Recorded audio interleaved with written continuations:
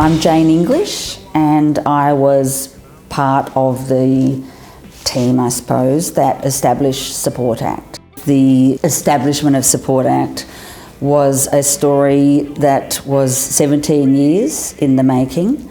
It started in 1980 as an idea, as a concept. It was a dinner with Stevie Wright, who had been singer of the Easy Beats and with his own band. Also there was John Brummel.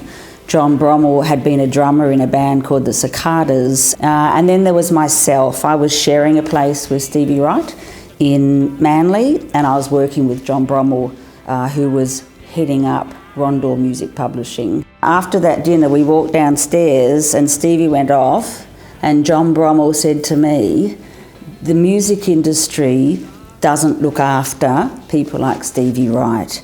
He has no money, he has no super, and yet he's taken Australian music to England and to Europe and has made a huge stamp on the world for Australian music." And John Brummel went to the music business industry with that concept. He lobbied and lobbied the music business industry to believe in this concept. It actually took 17 years for it, from that concept to it becoming a reality in the boardroom of APRA in their offices of North Sydney.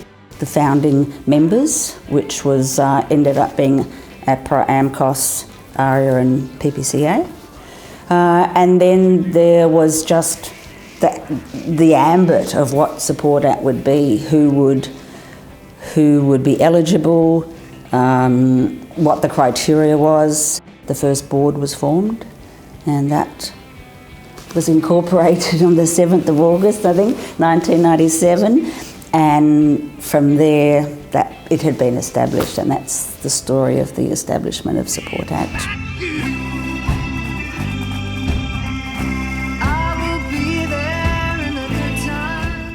I was one of the original members of the founding members of the board of Support Act way back in 1998.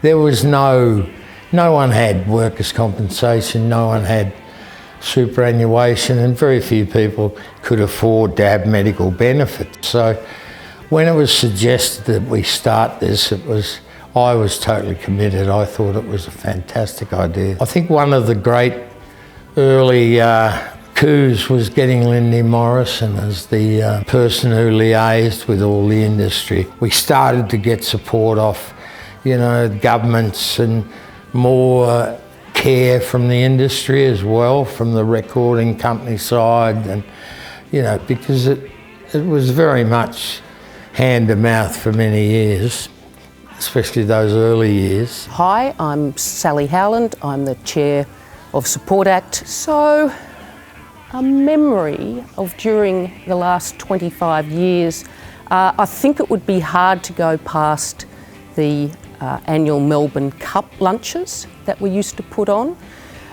They were held at Harold Park Raceway. You've got to bear in mind that Support Act used to run on the smell of an oily rag.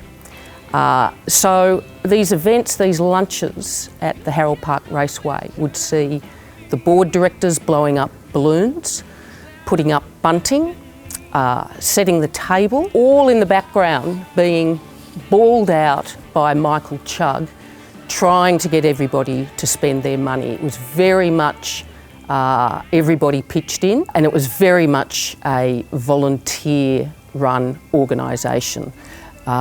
But it was the beginnings of our fundraising efforts. So thank you, Michael Chugg, for those memories. Appointing Joe Cave as our first CEO has really established the organisation and given us the footing that we stand on today. Curing of the $40 million from the former federal government during the pandemic. We went from 8 part-time staff to 18 full-time staff in a matter of 2 weeks in order to get our operating model correct, to be able to get that money out the door.